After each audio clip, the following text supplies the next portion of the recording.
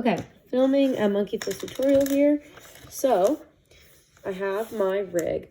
And what's nice about this rig specifically is it has directions. You have the 4 posts, 1, 2, 3, 4, and you have north, south, east, west. So, when you're starting out, you want to make sure you leave enough length that at the end you can more or less get the strands to be even. You can readjust it at the end when you're tightening, but generally you want to try to give yourself enough that is going to be the height. And so I like to take about 5 inches. And this rig has this little notch, so you can stick it in there if you want, but it doesn't really matter. Okay, with this, the general goal is we're wrapping in every single direction. So we're going to wrap around the cardinal directions, right? So we're going to wrap around the compass, and then we're going to wrap around this way, just kind of front to back, and then we're also going to wrap around side to side, so like this way. And then once you do all of those, you'll have it fully enclosed, and then in that way you can tighten it and you'll have it fully wrapped. So with this, we're starting around the compass. And so I'm just going in the same direction that this rig suggests. If your strand starts on this side, you would go around the opposite direction. It really doesn't matter that much. So I'm going to go until I have, so right now I have 5 in the front here. And you can generally kind of make sure you have the right height, because if you look at it from the side view, you want it to be kind of 2 lengths shorter than the actual core itself, because when you think about it, that's going to be the kind of above and below. So in this case, mine is 5 wraps. Yours might be more or less, but this one's going to be 5. So with that, I have 5 right now in the front because that's where we started. But if I hold this here and you look at the side, you can see this side only has 4. So we need to make sure that all of the sides are even. And so in order to do that, we're going to go around. So this strand here is facing the front. And you see that on our last side, 1, 2, 3, 4, 5. So now we have 5 on every side. Then this is when we have to change direction, because obviously if we go across the front like this, now this one has 6. That's too many. So this is where we change direction. And I'm going to instead go to the back, right? Because now we've gone around this way. We have 5 on each side. We're going to go to the back. So at this point in time, I usually like to take my core out just to kind of make life easier. And you can see also I slid my whole project up because we need to be able to go all the way around. And that's a little easier when you don't have this in the way and when you have space underneath. So I've lifted this up, but you can see if we're counting this diagonal as 1, there's still 5 in the front here. And you can also unwedge this at this point because, again, we're going to need to go around. So I'm just going to stick my core off to the side. And now what we're doing is we're wrapping around in this direction. And so in this case, it's going to be back to front. And it's going to take a lot because it's a long length. As you can see, this one, there's 1 wrap. And it's around. So on my board, that's the north and south plane. And so basically we're thinking of this as like, if you think about a 3D object, right? There's the XY plane, YZ, and ZX. So that's kind of what we're doing. So we're doing the 1, 2, 3, 4, and then we're doing the east, west, and the north, south. So I've done 1, 2, 3, 4. Right now I'm doing north, south, and then last we'll do east and west. So there's right now 2 wraps on top. But remember, because we started on top, just like how before, we started in the front, so we had to not end on the front to make sure all the sides were even. This time, because we started on top, we're going to need to make sure we end on the bottom so that they have the same number of wraps. And I'll show that when I get to it. And bear with me with the slow pace on this, because this is a lot of excess, and I also have long nails right now, so it's a little slower. Okay, so now we have on top 5 wraps. See? We have 5 wraps right here. But if you look at the bottom, you can see 1, 2, 3, 4. You can also see it from the side. So what it means is I need to go around one more time underneath.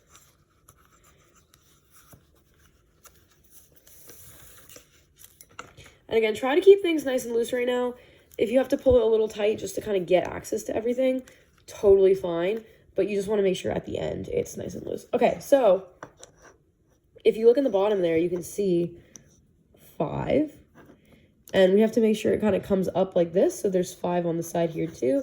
But then just like before, if we go across, now there's 6 on the top. So once again, we have to change direction. And what's nice is you can see that there's this very distinctive hole when you look at it from the top. And so you can literally see the direction we need to go. So we, again, as I said, we did the 1, 2, 3, 4 wrap around. Now we've done north and south. This way, we need to do east and west. And so when I'm changing direction, I'm going to take my strand.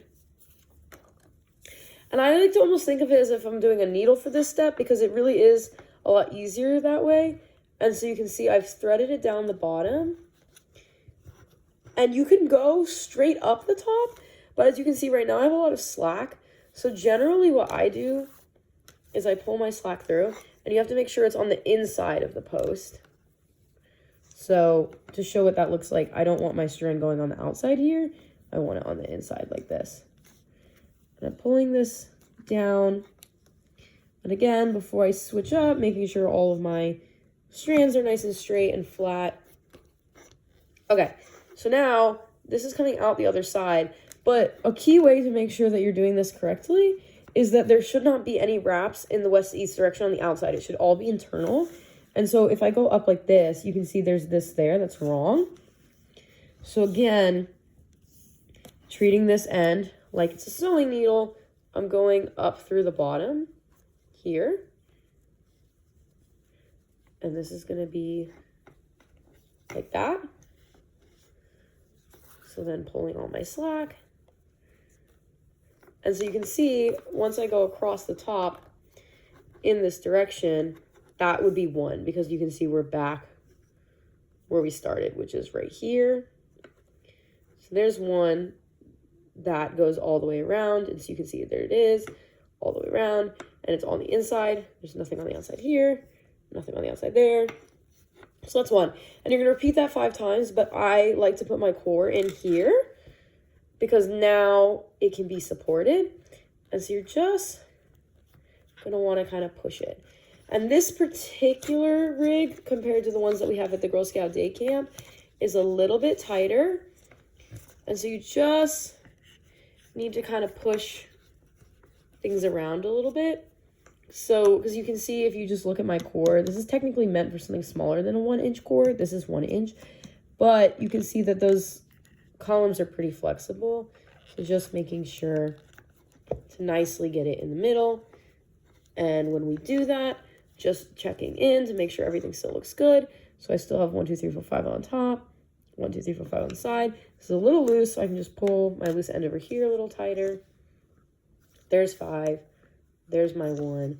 And again, just keeping everything nice and loose and easy. Okay, so now finishing out these wraps. So I've done 1 complete wrap. And again, I'm threading this down. And I start going to the outside because, again, it just gets all of that slack out of the way instead of just doing 1 complete loop all in one. Generally makes life easier if you want to do it all in one go because that helps you think about it better. More power to you. It just means you're going to have a lot of slack while you're navigating around. And again, the way to just check to make sure you're doing correctly is to make sure you're going down these big holes and never around here. It should never be anything on the outsides of these sides. West and east is all internal. So I've gone down my right hole or my east hole. I'm going to take this strand. I'm going to go underneath the whole thing. So I'm coming out the west end. And then, once again, taking my ends as if it's a sewing needle and threading it back up this other hole like this. And again, because we're going up the hole, it will not make a loop on the outside. Still no loops. So now I've done 2. And so at this point, I'm just going to keep going until I have 5. So you can see there's one more down the east hole, underneath the whole thing. And this is definitely the slowest step because you really have to weave internally as opposed to just, oh yeah, and here's an example of what it would look like if you did it wrong. If I wrap around like this, you can see on top, it's still the right direction. It's still west to east. On the side is really where you can tell that that's incorrect. And again, it's super nice because when you get to this step, you have these really 2 prominent holes that kind of show you that's where the yarn or the string is lacking. So it makes it kind of easy to visualize what's going on. So coming back up my west hole. And as a reminder, you may recall, here was our end to our secondary direction, our north-south direction. And you can see that this one goes down. And so what that means is that's really nice is in my case, my last one is going to be on top. Because just like how I said before, how you have to end in the opposite direction of where you start to make sure you don't have an extra wrap. So in this case, that's going to be ending on top. Super helpful. So I have right now 3 fully completed wraps. I'm working on my 4th. So there's that. Going back up the western hole, threading it through. Okay, so there's 4 here, and if I slide this up carefully, you can kind of see the bottom where there's also 4. So when I go around, you'll see the bottom will get wrapped first, and that'll be 5, and then the top will get wrapped second. And again, just trying to be mindful. You can see these are getting a little bit squished. That'll happen. Again, this is a small rig, so it's not really meant for the 1-inch core. Totally okay. Just means when you take it off, you might want to take a second to loosen things up, which I will do on this. So, last one. Right now, as you saw, I have 4 on top, 4 on the bottom. So I'm going to take one last one down the eastern hole.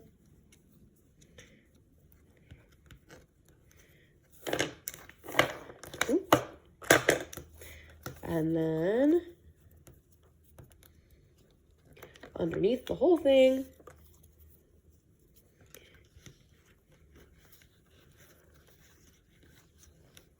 And if you need to, as you can see what I just did, as long as you don't pull it all the way off, you can definitely slide this up and down to make your life easier. And with that, you can see here, there's 1, 2, 3, 4, 5. 5 on the bottom there. And so one more up the west hole and across the top. Now, to seal this in fully, you can see that the top has 5, but this side here still only has 4. And so to finish it, we're just going to send it straight down, but not across the bottom, because the bottom already has 5 right now. So I'm just going to send this one last time through the eastern hole all the way to the bottom. And this is a good sign that you've done the right thing, because at the end, your 2 strands should be kind of the same direction. So you can see this first one is at the bottom here, and this last one's at the bottom here. So now, gently, I can lift the whole thing off the rig. And you kind of want to hold it on your last wraps, because those are the ones that should be the tightest, because you're wrapping that around the ball. If you try to hold the other ones, it's going to be a little bit harder, because these are very loose.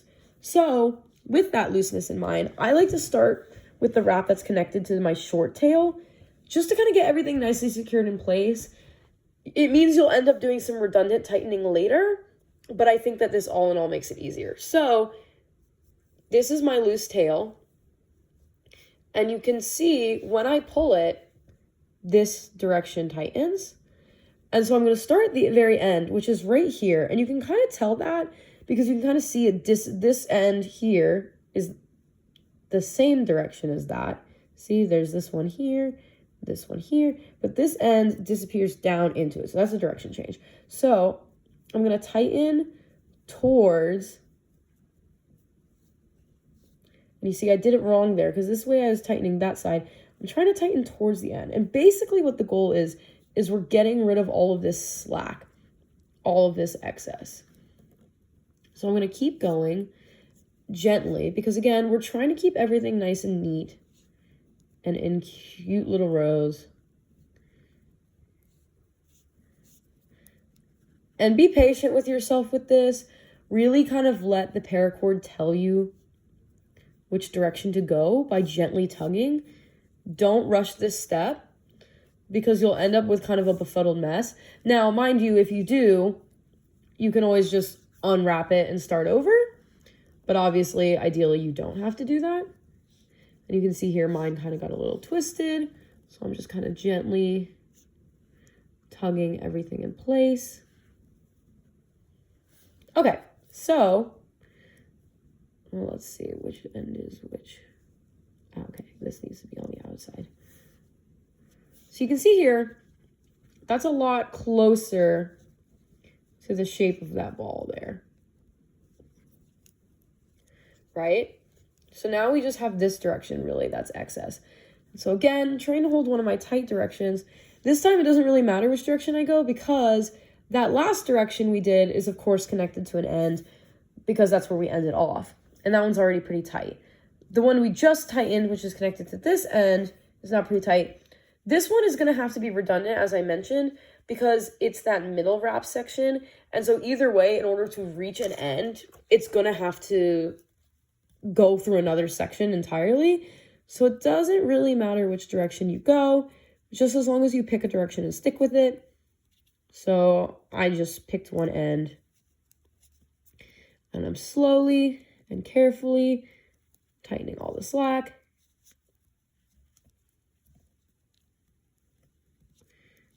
And now I'm going to follow this last bit wherever it goes. And so I know this end here is the direction change. And if I tug it, I see that it goes here. And so now I'm switching it to this direction and then continuing down the line. And once you are satisfied with the tightness of all of this, that is the actual monkey fist finished. So really not bad. As you can see, I've done a lot of these, but this took me less than 20 minutes. So give yourself grace, give yourself patience.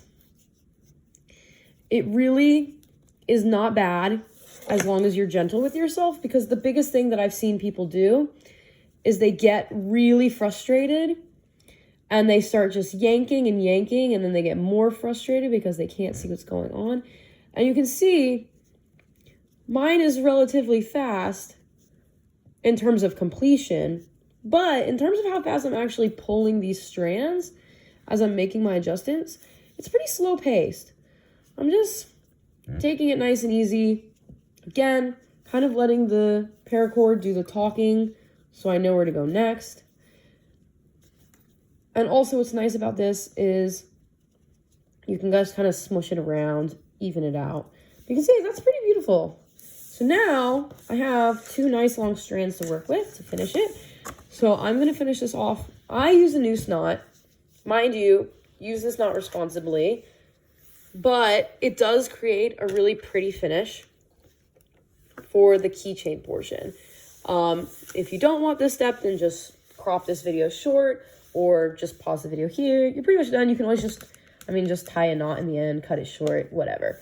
So if you want to do the other way though, what you're going to do is you're going to make a fold and then loop it back up. So you kind of have this loop, right? And what you want is, I'm taking my jump ring and I'm putting it at the top part of this loop. So my strand goes down and then back up. and I have this loop here. Now what I'm going to do is I'm going to take my other end and I'm going to start at the top of my loop. And you can see I'm trying to make this line up nice and evenly here. And I'm going to take my other strand and I'm going to wrap it around the loop. Starting from the top. Ooh, my rig's wanting to come to. Starting at the top and wrapping around. And I like to do 5 times because then it matches my monkey fist. Because as you may recall, that was 5 wraps per section. So you can see there's 4, and that would be 5. So you can see, here's my top bit with my jump ring, 5 wraps. And what that does is it takes what was kind of a janky and just very loose loop. Now it's basically being held in place. And we're going to finish that off by pulling this end through the bottom portion of that loop. And then what happens is if I tighten this top bit, you can see that tightens beautifully to make that wrapped finish. And this is nice and even as well. Then what I'm going to do is I use a butter knife. I have a designated butter knife for this craft. You can see it's got some melted plastic on it, and I have a miniature blowtorch. A regular lighter will do, but what you're going to do is you're going to cut this really short and burn it until it melts, because this paracord is made of plastic, and then press this down to seal it in place. But all in all, there's a monkey fist. Hope that helps.